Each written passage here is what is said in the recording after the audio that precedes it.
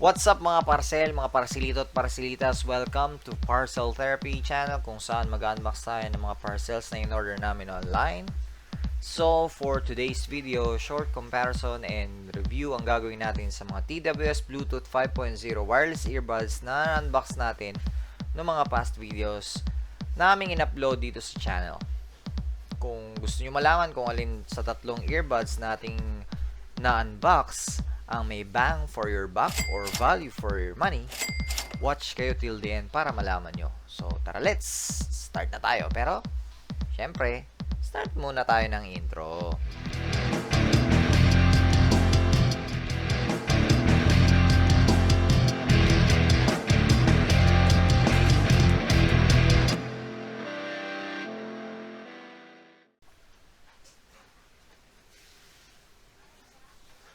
So far, nakapag-unbox na tayo ng 3 wireless earbuds at sila ay sina F9, L21, at yung i7s wireless earbuds. If you want to check these earbuds out, ang link ng mga items na to ay nasa description sa baba. So, ang una nating na-purchase na na-unbox natin before ay new F9 LED display Bluetooth 5.0 Smart Touch TWS wireless headphones with 12 mAh and mic power bank. So, nabili natin siya sa Shopee. At ang price niya ay 598 pesos plus delivery fee. Pero before daw, ito ay 3,119 pesos plus delivery fee. So, meaning to say, nakatipid tayo ng 81% ayon sa kanila. So, ito ay powered by Bluetooth 5.0 for wireless connection. May LED display, power bank, storage box, battery capacity of 2,000 mAh kung gusto niyo magamit ito para ma-charge ang inyong other gadgets. So, may 2 available colors na pagpipilian. Ito yung black and white, which I purchase is yung black. Ang transmission distance niya is 10 meters. Talk time, 4 to 5 hours. Playtime, 4 to 5 hours. Headphone charging time is 1 hour. Storage box charging time is 2 hours.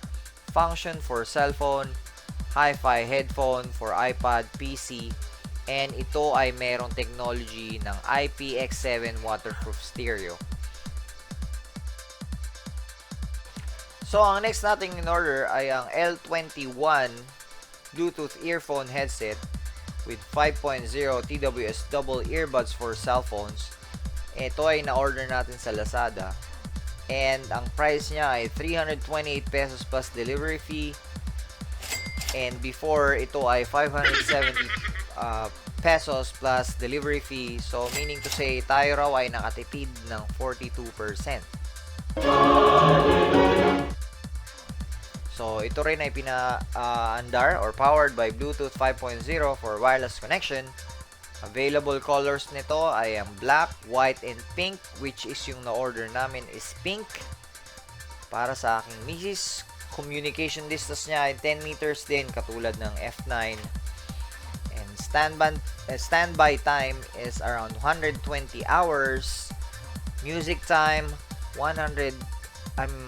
it's around 4 hours.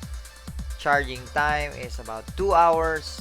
Function nito ay for cellphone, hi-fi headphone for iPad, PC, and also may technology siya na IPX5 waterproof stereo. So, yung isa, IPX7 waterproof stereo, pero si L21 ay IPX waterproof stereo.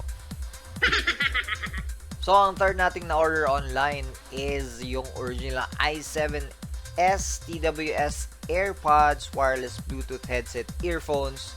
And nakita natin siya sa Lazada, in order natin, at ang price niya is 169 pesos plus delivery fee. Pero before daw, ito ay 699 pesos plus delivery fee. So, meaning to say, tayo raw ay nakatipid ng 76%. This is also powered by Bluetooth 5.0 for wireless connection. Bluetooth distance is 10 meters. Barrier, no obstacles. frequency response is 20 to 2000 Hertz. Charging time is about 2 hours. Standby time is about 120 hours or 2 hours. Talk time is about 4 to 5 hours. Music time about 4 to 5 hours. Function, this is for cell phone, hi-fi headphone, for iPod, PC, and sad to say pero hindi siya waterproof.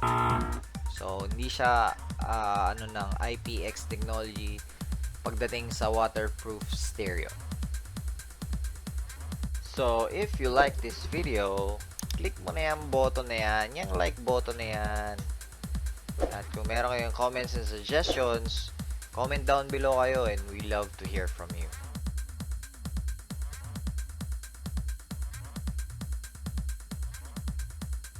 So, una kong ginawa, after ko ma-unbox tong tatlong to, sinubukan ko kagad kung magko-connect siya sa Bluetooth 5.0. Ginamit ko yung phone ng anak ko.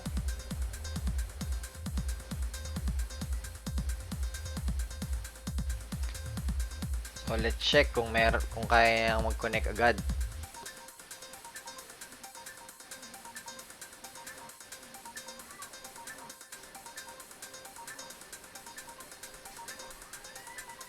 Bluetooth.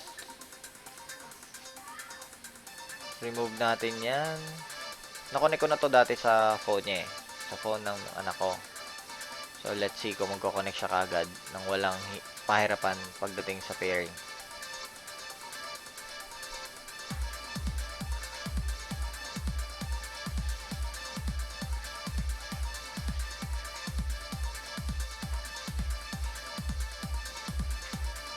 Let's see.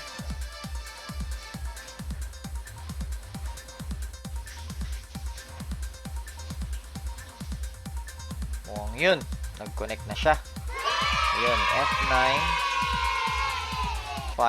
V5.0 connected. Okay. So, pwede na natin siyang i-disconnect.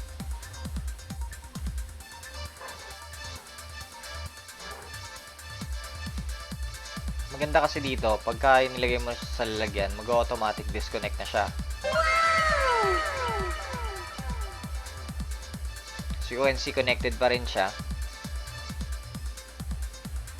Ayan o. F9 V5.0, pero pag binalik mo na siya dun sa case niya, mag-automatic disconnect na siya.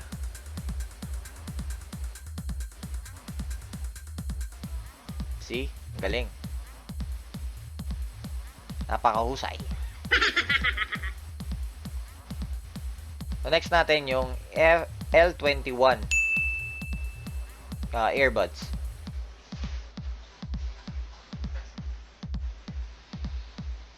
So, buksan muna natin. Tanggalin natin sa case. Nakonect na rin namin to dito sa phone na to. So, meron na siyang history ng connection dito sa phone ng anak ko. So, lagay muna natin dyan. Then, punta tayo dun sa L29. I mean, L21, sorry.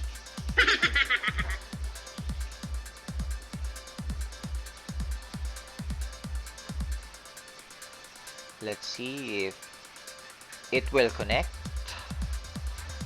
Ayun, connected na siya. So, ilang seconds lang. Once tinanggal mo siya sa case niya, okay na okay. Connected siya kagad.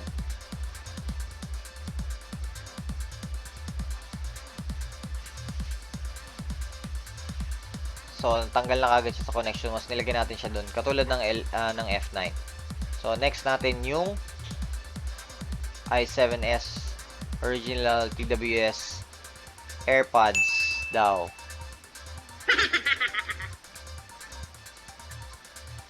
So, you can see yung isa, yung nasa kanan, yun yung nagbi-blink, yung isa wala na. Yun din yung experience ko nung in-unbox ko to eh. So, parang hindi yata yan nagamit ng anak ko ng ilang weeks. So, 3 weeks siya raw chinarge. Nung ginamit ko, naging okay na siya. Pero pagdating naman sa connection, connected siya kagad, ilang seconds lang. Once inalis mo na siya kagad dun sa case niya. So, 3 weeks niyang hindi ginamit kasi isa lang yung nagagamit niya. Dahil di nga nagbiblink yung isa, hindi kumukonect dun sa isa. So, na-try ko to after 3 weeks na nagko-connect naman siya. Pakinggan ko, gumagana na yung dalawa. So, up until na ginagawa tong video na to, hindi na siya gumagana ulit sa di malamang dahilan.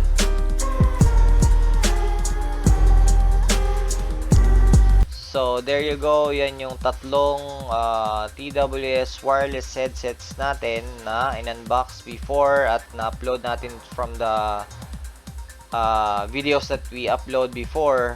Okay naman silang tatlo. So, recap tayo mga kapatid, mga parcelito at parcelitas. Again, nag-order tayo ng F9 LED display Bluetooth 5.0 Smart Touch TWS wireless headphones with 1200 mAh and mic power bank, L21 Bluetooth earphone headset with 5.0 Bluetooth connection, TWS double earbuds for cell phones, at yung original i7s TWS AirPods wireless Bluetooth headset earphones. Ngayon, ang pinaka may value for your money and or bang for your buck dito sa tatlong headset na to, para sa akin ay ang F9 LED display Bluetooth 5.0 Smart Touch TWS wireless headphones with 12 mAh and mic power bank. Bakit? Unang-una, madali siya ma-connect sa phone, madaling ma-pair. Pangalawa, meron siyang 1200 mAh na power bank dun sa case niya na pwede natin gamitin para may charge yung ating gadgets like our cell phones. And also, pagdating naman sa sound quality, buong-buong tunog ni F9. Nandun yung bass, nandun yung treble. So, talagang mag-i-enjoy ka pag mahilig ka makinig ng music. Pwede mo siyang gamitin para sa mga calls, video calls, at syempre, watching YouTube. Katulad ng pagpanood nyo dito sa video na to or other channels, other videos. Meron siyang display. May LED display siya para makita mo kung may battery pa ba yung case para i-charge yung earphones or wala na. And also, a bonus is IPX7 waterproof stereo siya. Meaning to say, pwede siya kahit mag-exercise ka, pagpawisan ka, dust-proof, waterproof siya. And nasa link yung description ng item na to at makikita nyo doon na yung F9 LED display Bluetooth wireless earbuds ay nakalubog sa isang baso ng tubig. So again, mas maganda kung kukunin nyo ang new F9 LED display Bluetooth 5.0 Smart Touch TWS wireless headphones with 12 mAh and mic power bank.